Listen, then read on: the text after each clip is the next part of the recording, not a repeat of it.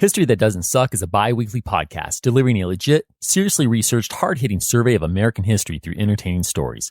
If you'd like to support HTDS or enjoy some perks, like ad-free early episodes for $2 a month, please consider giving at patreon.com/History That Doesn't Suck. To keep up with HTDS news, check us out on Facebook, Twitter, or Instagram.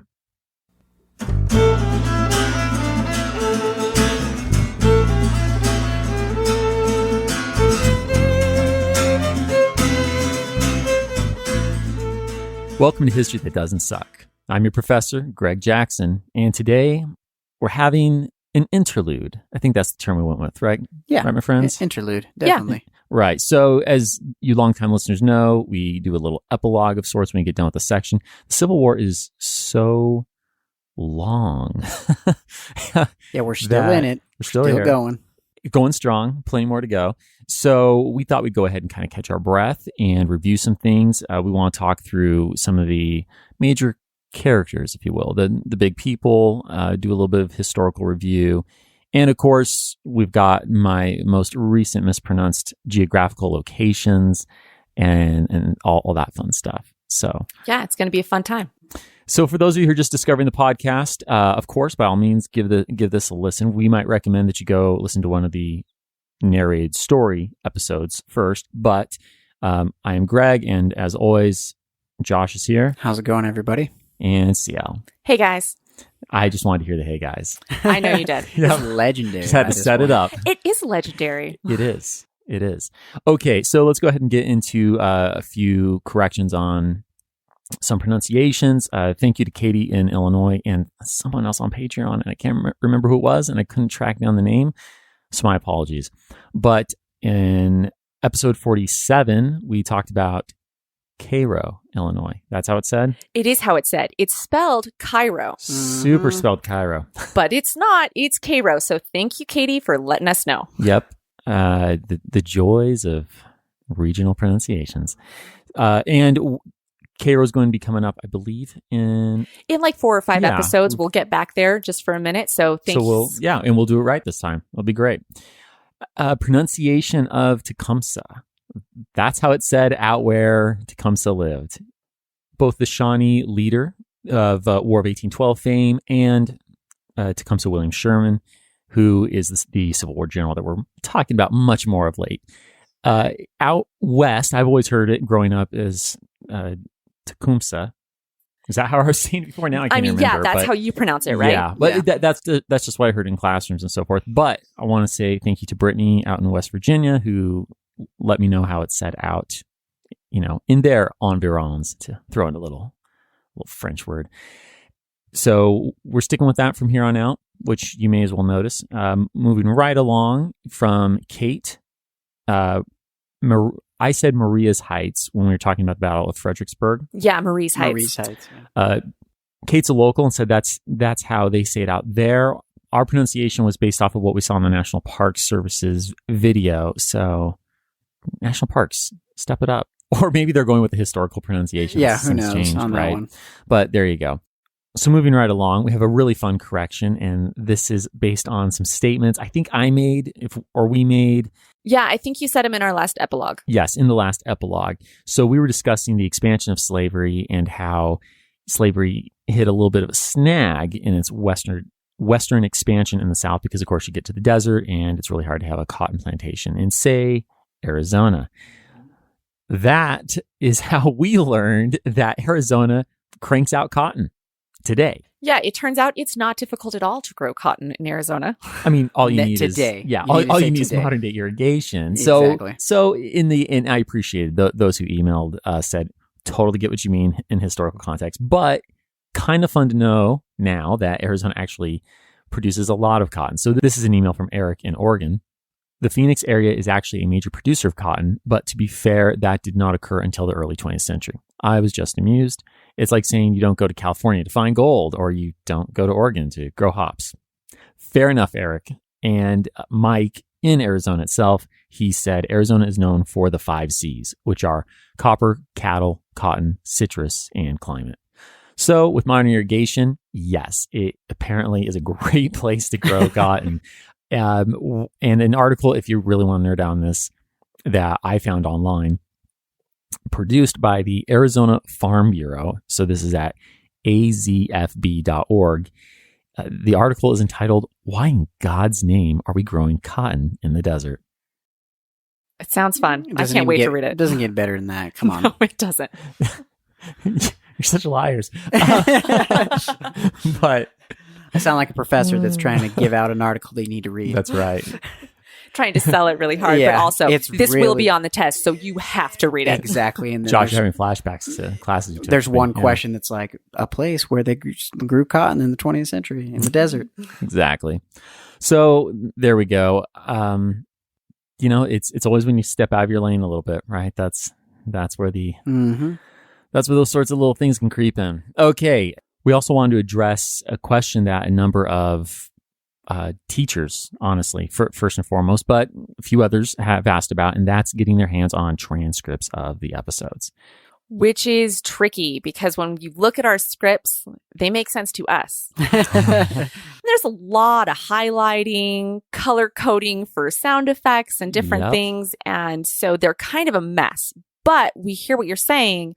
You want to have access to the scripts for students to read along, for students who don't have access to podcast technology. So Well, we've been working on this. And at least one professor in Texas emailed about ADA Yeah. requirements, You can't- right? Yeah. So she wanted to assign a podcast episode, but of course, You have to stay compliant so that those who can't yeah, listen to someone can't listen. They need to be able to read. So hear you loud and clear. We have been busting our backsides, putting these into basically, legible forms with the proper citations, right. So you've got cleaned the up so that footnotes. so that it has a more. Well, basically, we've changed this from being scripts to reading like a term paper. Well, more reading like a book chapter, right? So we've got some images for people to see. We've got some text boxes for people to get a little bit more background. We've got a text box on Lawrence Washington, right? So we're going to give a little bit more background on him because, yeah, he's not central to the story, but it's cool. So, and there were so many things that we couldn't include that are really interesting and we think you would enjoy. So, first of all, Cielle explains this a million times better than me. I need to shut up and let her do more of the explaining. But second, yes, this will be available. We're going to sell them on our website, historythatdoesn'tsuck.com. I'm not going to promise a deadline, but within the very near future. Yeah, we've got the first few ready to roll out, but we're waiting to have a few more, and so that way you can purchase and download as a PDF either one episode at a time or groups of episodes at a small discount. Yep. Yeah. So we'll get the revolution out at least probably within the next weeks-ish. Yeah. To maybe a month or so. And to the teachers who are thinking, okay, so now I'm going to have to buy a copy for each student, you have our blessing. Yep. You buy one download, photocopy the it, pass it crap out to out your of that. class. Absolutely. It's okay. Yeah, we understand that you've got some budget limits. We also understand you might not have a working photocopier at your school. So, yeah, so just whatever you got to do. Do what you need. Yeah. Yeah, teachers. just for the teachers. All right. So Scott from Southern California wanted to know why Cielle and Josh don't read some of the quotes. Mix up the voice a little bit. And it's a fair question, Scott. So thanks for sending it in. We've definitely talked a lot about it as a team. Yeah. And what we decided is that, when we started the podcast, Greg just read all of the scripts, right? And by the time we got big enough to even consider having someone else go behind the mic and maybe be a voice for a certain character, we were already too far down that road. And we just feel like the consistency and keeping the consistency of how we tell a story is more important than bringing in different voices. It also is going to add a lot of complexity and work too. Yeah. Not that we already don't have a ton of work to make the episode itself, but maybe clear down the line, when we're way bigger. We actually can dramatize things a little more and have some voice actors or something. But truthfully, I think that'd be a different. But if we launched another show at some point, right? Like, well, I think it'd be fun to do something that is more. Yeah, like 1865. Exactly, like there, something right? like that. Yeah. But we have considered that once we get into a more modern era and we've got audio clips of the actual person Oh, giving the yeah. speech, Yeah, they're whoever that might be. For We're sure. looking forward to that. We're definitely hoping to be able to legally Yeah, use some of those that's going to audio be the clips. tricky Yeah, thing. As with long as we can per- figure out how to do that. With permission, of course. Right. Because, why do I want to read, say, FDR's speech right after Pearl Harbor when we can Play the audio that, clip. Right? That's way more powerful. That's cool. Right. So again, no promises. Yes. But No something we're promises. looking forward to. Sure. So on to just three other things, other emails we wanted to get to. Just wanted to say a thank you to William out in Alabama. He wrote us to mention that listening to History That Doesn't Suck has kind of helped him face down, I guess would the best way to put this be, the demons a little bit of, he has a family history. His ancestors owned slaves, and understandably that's kind of, It's difficult to Yeah. acknowledge. Yeah. And for a lot of years, a lot of people tried to ignore those kinds of things. yeah. So glad to be, hitting this stuff straight on and seeing that can be helpful. What on earth? What language am I speaking? Can be helpful to William, and if there's anyone else in that camp, great. I hope that's happening for a lot of people. That's part of the power of really hitting history straight on and not trying to dance around it. Definitely. We lastly just want to say thank you to those of you who have joined the Patreon community. It was great to be able to ask about, say, the accents. We've asked about other questions as well. We're closing in on the 200 goal that we had set a few months back, and it's just fantastic getting to connect with a number of you and having that as a resource. So, Right. Yeah. Thank you. It's really awesome. Really, thank you. all right, so that does it for the emails and the questions and kind of the housekeeping, right? Let's go ahead and get into a little bit of discussion, make sure that people have kept track of where we're at as we're in the heat of the Civil War. We're 2 years in. First of all, I just want to go over what we're dubbing our cast of characters. Right. Sticking with our story theme. The main people who you probably have heard a lot about are definitely going to hear a lot more about. And we just want to make sure you're keeping track of who they are. And don't worry, the list is really short. We're going to go through this though quickly. Okay, so of course we will start with the gangly Illinois rail splitter himself, Abraham Lincoln, President of the United States. I hope that's pretty Yeah, I was obvious gonna for say, most. we should be 16th president. You've probably heard of him. Time or two. So, fun fact about him, though, that I want to remind listeners of. This was mentioned in the episode where we first introduced Abraham Lincoln, but as well, I'd assume you all know by this point, we like to get closer to the characters by not falling into that more distancing, calling them by their last name. Yeah. Right. We use first names and nicknames. Yeah, and often we're using names that they went by, because Yes. I mean, I was just thinking about this even the other day with, in terms of episode 1, to say that Washington defended Fort Necessity is very different from George got his ass handed to him. It's very more, it's much more personal. Exactly. You connect a lot more with these people. I mean, how many people have emailed into us that they cried when some of these characters die? Right. When George dies, when Alexander Hamilton dies. Yes. Yeah. So if you're wondering, why on earth is Lincoln? Shouldn't he be Abe? Well, we want to remind you, he hated being called Abe. So his friends and family did not call him.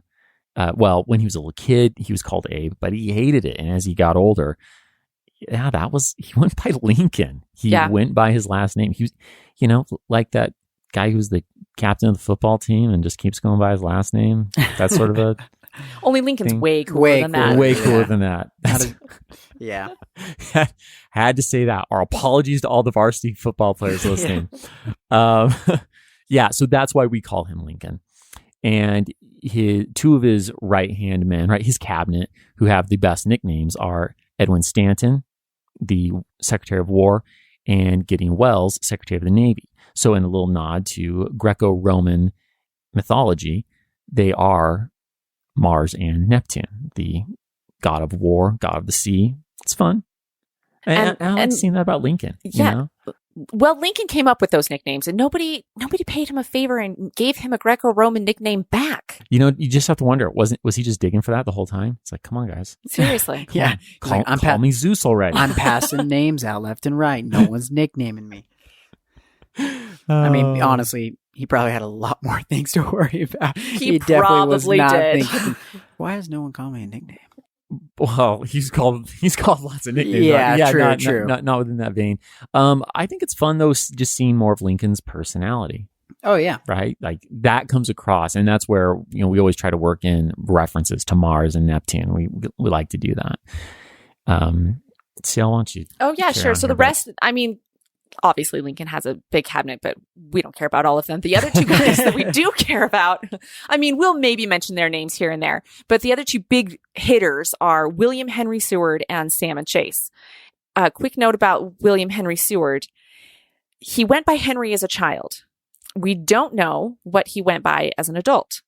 If he went by, if he went by Henry still, if he went by William, or if he went by Seward. So we typically call him William Henry or William Henry Seward. We're working on it. Yeah, and I apologize for any time we've been inconsistent in that. Just listen for Seward. Yeah. Yeah. Or that if you're wondering, why do they call him by all three names? Well, because again, we'd like to keep our first name thing going, but we do. But we do want to make sure that you're clear on who this fellow is. Yeah. And he's going to keep being important. So we'll keep calling him William Henry Seward. Okay. So then we've got Salmon Chase, who was very much a rival of Lincoln's in the 1860 presidential election. And, and kind of puts that rivalry away. Kind of. Enough. It puts it away enough. Yeah. So I wouldn't put him, I don't see the two of them in a bromance. Definitely not. Yeah. But, they work together. And it just felt right to remind you that Lincoln has a VP. He doesn't really matter. No, I mean, no, he does. He does. He matters as a person, but he doesn't play a big role in decision making. So we don't mention him much. So, but for those of you who care, it's Hannibal Hamlin. So there you go. That I think it's not the first time we mentioned him. We mentioned him in the 1860 election episode. Yeah, like 2 times at least. Yeah. Solid. That's a solid third mention. Exactly. Okay. All right. So that does kind of the presidential administration, moving into some Union generals, and then we'll make our way to the Confederacy. Of course, we've got George B. McClellan. Little Mac. Little Mac. Little Napoleon. Thinks a lot of himself. Young Napoleon, right? Oh, yeah, you're right. Young Napoleon. Yeah. The overplanner, the less doing, more planning. Right. As one historian has said, he was a perfectionist in a profession that didn't allow for perfectionism. Mm-hmm. And do you remember who said that? McPherson. There it is. Of course, it's McPherson. I know. McPherson is amazing. If you're looking for book recommendation right now, by the way, just anything by James McPherson when it comes to the Civil War. Yeah. Pretty much. Sorry, I didn't mean to cut you off. Oh no, you're just fine. It's just he's a perfectionist and it slows him down, and it really gets in the way of him doing a decent job as general. I've loved reading his letters and just seeing how convinced he is that he is truly God's gift to the U.S. military. Yeah. He does think that. He really does. Yeah, I'm not. We're not exaggerating. Yeah. And so he is also the first general in chief. We very recently heard about his firing. That was one of the openings to a recent episode. And he's replaced in that role by Henry Halleck, a.k.a. Old Brains, which is our preferred moniker for the guy. Exactly. That's what his soldiers underneath him called him, because he was really well educated. He was another West Point guy. Yeah, he's a brilliant guy. Again, a little slow, careful, cautious, but brilliant nonetheless. Yes. And known for his bookishness and interest in promoting those with more bookishness. He did not care for people who lacked pedigree. He did play favorites with people who had West Point on their resume. I don't know. Is that a little bit too loose of a generalization? No. Okay. Feel good about that. All right. Ulysses. Ulysses. Such a powerful name. Yeah. Ulysses. Yeah. S, quote unquote, Yeah. Grant, as you heard in the episodes. That wasn't his Yeah, name. let's not re-explain. But yes, Ulysses S. Grant. And again, we like to call him as he was called by his friends. So Ulysses. We often just simplify it to that. He's also S. Grant at times. There's Sam is thrown in there for this middle name that he didn't have at birth. Anyhow, yeah, he's going to keep playing a big role. No, Yeah. spoiler Not to alert. Spoiler hurt history or anything. Right. Yeah. Yeah, the future president, at any rate, and his best buddy, William Tecumseh Sherman. And that's a fun story, his name.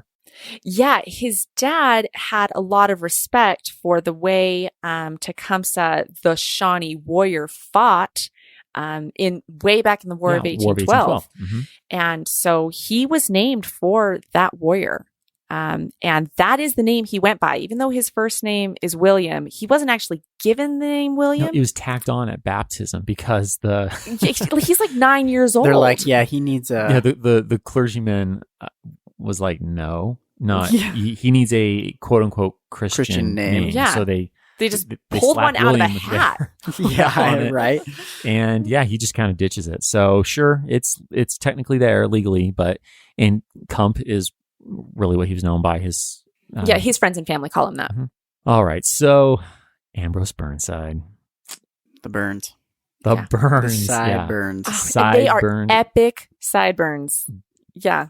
And so for those of you who haven't seen a picture of him, these amazing, it's not just sideburns. It goes up. He shaves his chin. Imagine you took 70s shag carpet, Yes. you cut pieces out of it, and you just staple them on each side of your face. Oh, and a mustache Yes, too and it to connect connects up. them. Yeah. So he's shaving his neck and chin, but all the rest of that is just this magical, ever flowing, unceasing stream of facial hair.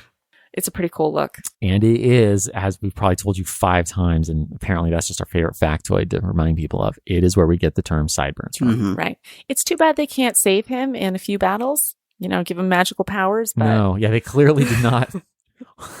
they don't turn him into a military genius. No, most unfortunate. If it did, the war would have been over a lot sooner.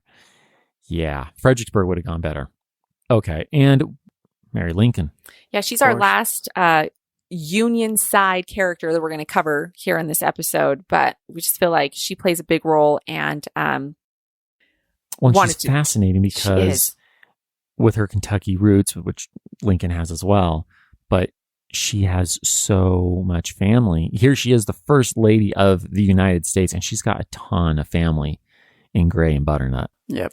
Yes, yeah, definitely. Her family split about 50-50, just like a lot of other Kentucky families, and it's really Yeah. painful for her. So, and she keeps her efforts to be charitable quiet, and so she doesn't get a lot of credit. She gets pretty beat up in the press a lot for her supposed Confederate sympathies, which she, of course, does not have, but she does have family members with Confederate sympathies. All right, so enough on the Union side. Jumping in the Confederacy. To the Confederacy. So we'll go in the same order. Let's starting with the president, Jeff Davis. Jefferson Davis. Sorry, Jefferson. Yes. I'm so used to calling him Jeff because he's Jeff. because he's Jeff. Yeah. That is his nickname all his Yeah, life. that it's what, again, close friends and family knew him as. So that's again the contrast between the presidents, right? We call Lincoln because that's what his friends and family call him. Jeff. Jefferson Davis is Jeff because that's what his friends and family Right. know him as. I still think his goatee is not as strong as Ambrose's sideburns, Jeff. Definitely not. No. but fun things about Jeff.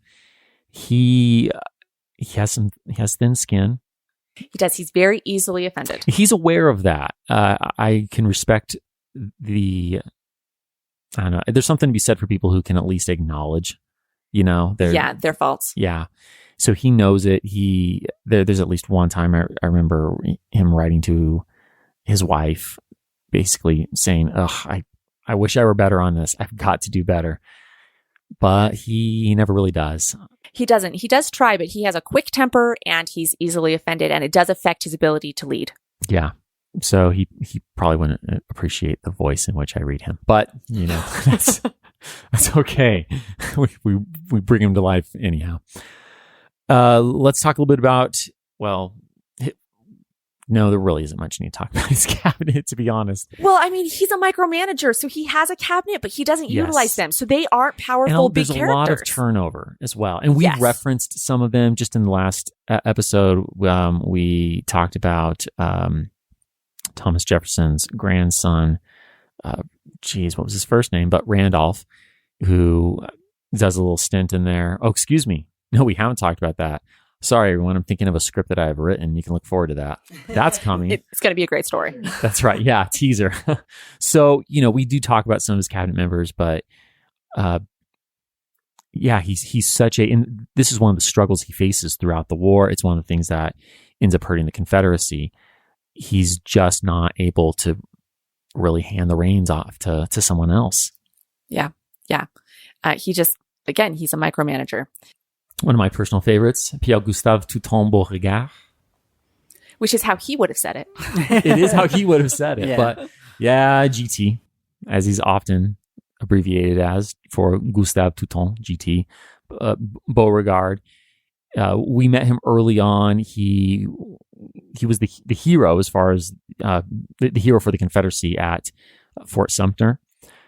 And we've also seen him not get along with Jeff. Yeah, so he ends up with kind of a backwoods assignment after he ticks off the president one too many times. Now, this had to be really frustrating for our favorite Creole because being so far out and with restrictions from the war, he can no longer get his hands on his favorite hair dyes.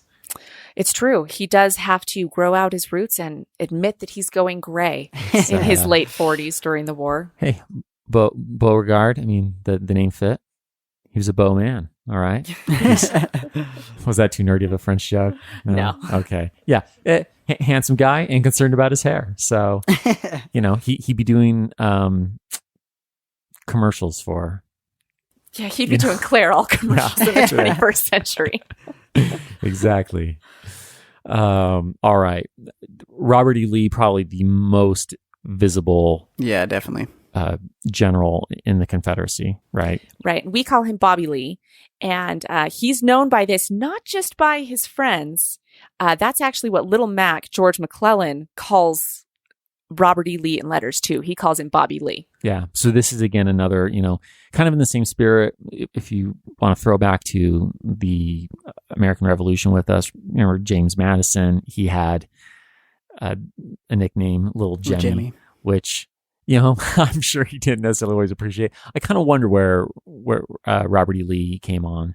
I'm sure when it's Bobby from his friends and family, it's affectionate and fine. Sure. And when it's from quote unquote enemy, you're like, probably a little different. No. Though maybe he didn't care because he could just kick Little Mac's butt all day long. Yeah. So, and he knew it. Prove it on court, buddy. I love some of the things he wrote as Little Mac was getting fired.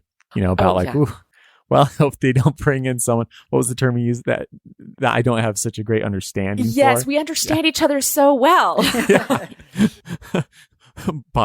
Bobby Lee attacks with an inferior force. Young Napoleon runs. It was a perfect understanding and doesn't as far as he's pursue concerned. afterward. Yeah. Yeah. It was a solid relationship. Oh, okay. So he has some very capable generals that are serving with him. One of them is Thomas Jackson, who we know as Stonewall. Yeah, and he gets that nickname at the first Battle of Bull Run, very opening of the war, and he's Stonewall the rest of the war. So that's what we call him. And we are not entirely sure if that was intended as a compliment, like, wow, he's like a stone wall standing before fire, or if it was a comment on him being, and this would be uncharacteristic, by the way, but being lethargic, that he wasn't moving right in that moment. I think, total personal opinion here, I am under the impression that's probably more a positive connotation. But that's just my take, and there's zero way to prove this one way or another. Cielle, did you... Yeah, no, it's the guy who gives him that nickname dies an hour later. So we'll never know. So it's stuck. But I guess I figure probably more positive in that it's stuck and his men knew he was a badass. So even if it was given with any sort of negative derision, that quickly wore off. Yeah. Right. And he is a devout Christian. My goodness. Yes. He turns off some of his also Christian soldiers, though not like a Christian. So you know what I mean? Yeah. Now I have the hymn in my head, but he has. I mean, most of his men are Christian, but he's so adamant in his, his fervency, I guess, his zealot level. There are a few who are kind of like, well, Stonewall, chill out, buddy. We get it. Calm down there. Yeah. Yeah. He has some very weird. He's a weird dude. He is. He's brilliant. He's got some interesting habits. Yeah. Yeah, like putting his hand up to try and balance out the blood flow in his butt. All sorts of, won't lean back because he doesn't want his organs to get out of alignment. Yeah, he's got some tics. Yeah. He's a weird guy. But it translates to brilliance on the battlefield. I mean, there are literally things that he does that are still being studied in military schools now, today, in the 21st century.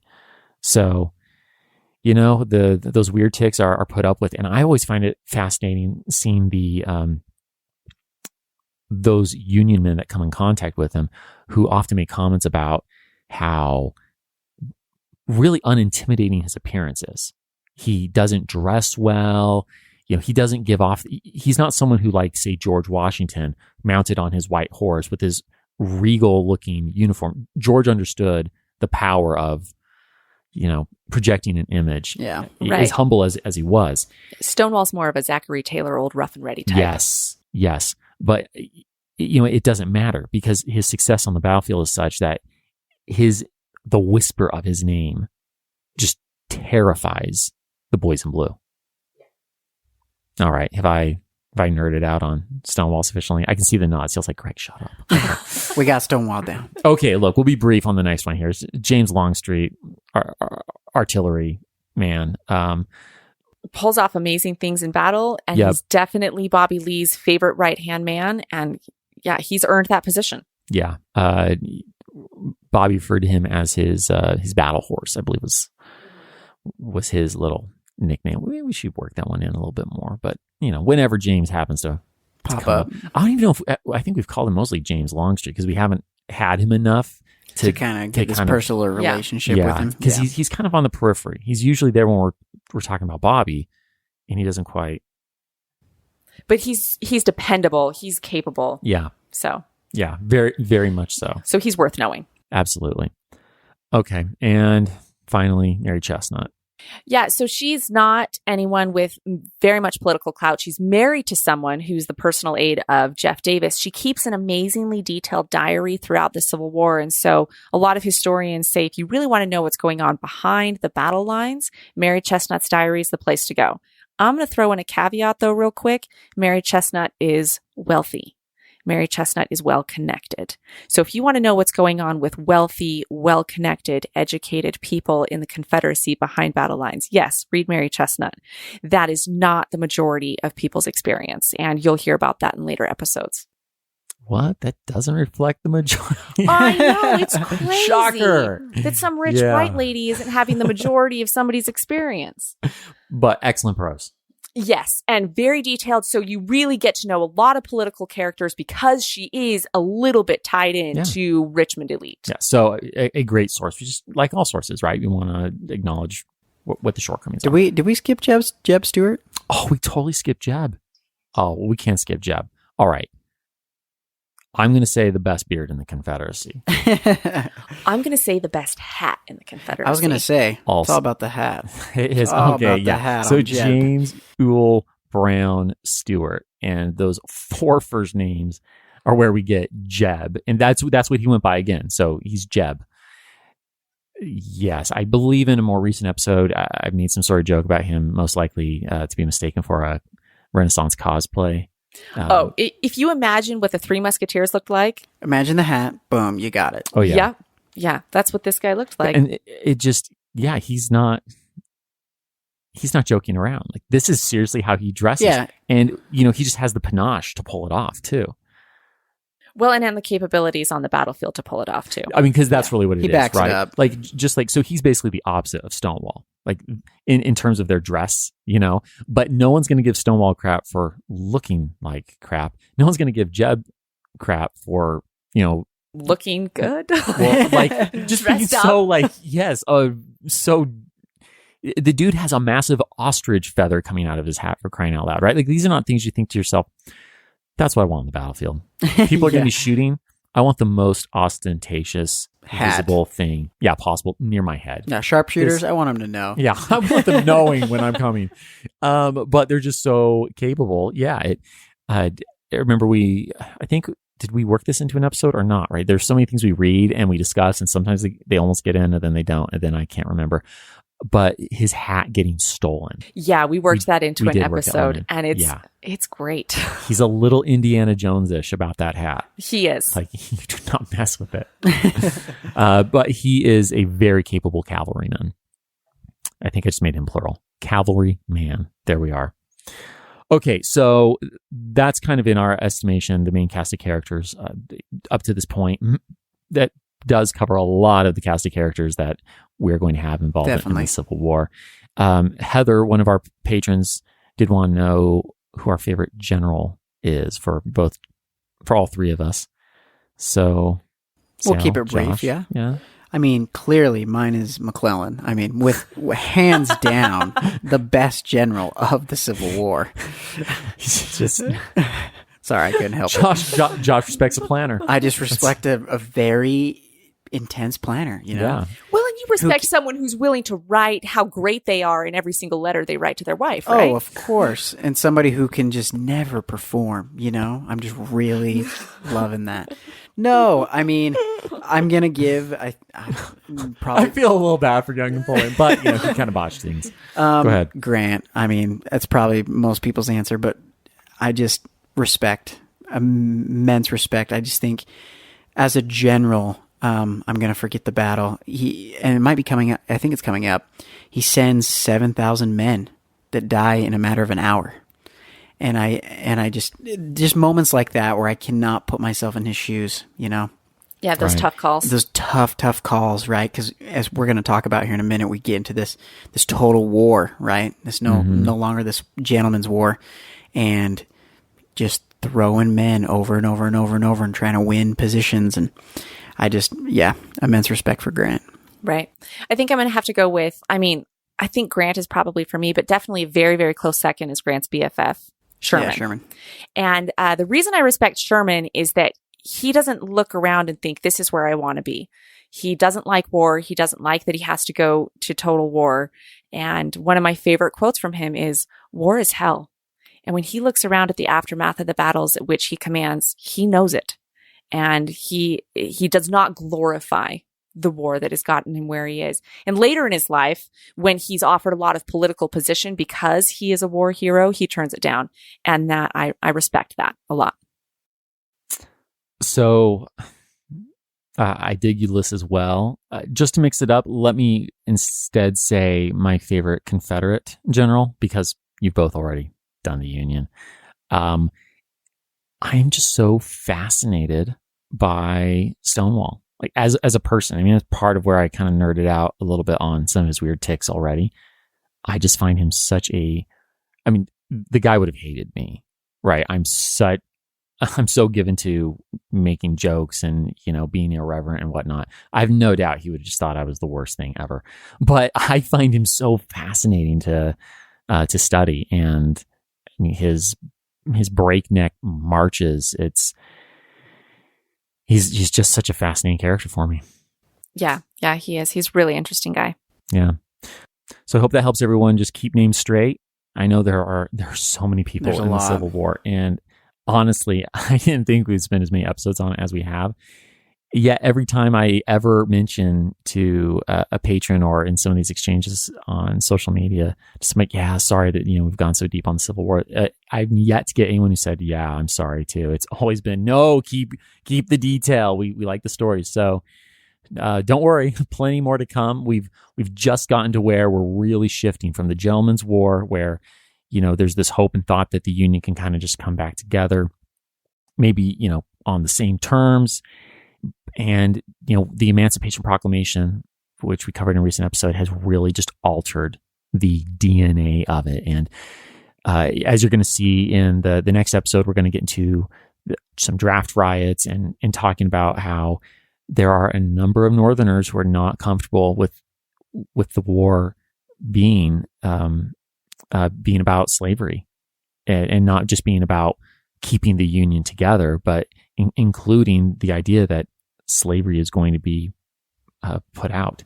Right. And we'll also see in that episode that there are a number of Southerners who are tired of fighting a rich man's war. Yeah. And feel like the burden of the war has been put on the poor people's backs, and they are fighting back. So we're getting to some interesting twists, and honestly, we're getting to the really bad part. Yeah, I was going to say we're getting to the really gruesome, nitty-gritty total war. We've gotten to taste it with some of those, from Shiloh to, say, Fredericksburg. Yeah. But it's just going to get worse before it gets better, as the saying goes, right? All right, so that's it for now. We're going to go ahead and wrap it up there. Thanks as always for listening, and we look forward to coming at you again in 2 weeks, where we will tell you yet another story. History That Doesn't Suck is created and hosted by me, Greg Jackson. Researching and writing, Greg Jackson and Cielle Salazar. Production and sound design, Josh Beatty of JB Audio Design. Musical score, composed and performed by Greg Jackson and Diana Averill. For a bibliography of all primary and secondary sources consulted in writing this episode, visit historythatdoesn'tsuck.com. HTDS is supported by fans at patreon.com/historythatdoesn'tsuck. Josh, Cielle, and I are beyond grateful to you kind souls providing funding to help us keep going. Thank you. And a special thanks to our patrons whose monthly gift puts them at producer status. Will Caldwell, Jason Karstens, Stephen Davis, Andrew Fortunati, Margaret Graves, Dex Jones, and John Leach. Join me in 2 weeks, where I'd like to tell you a story.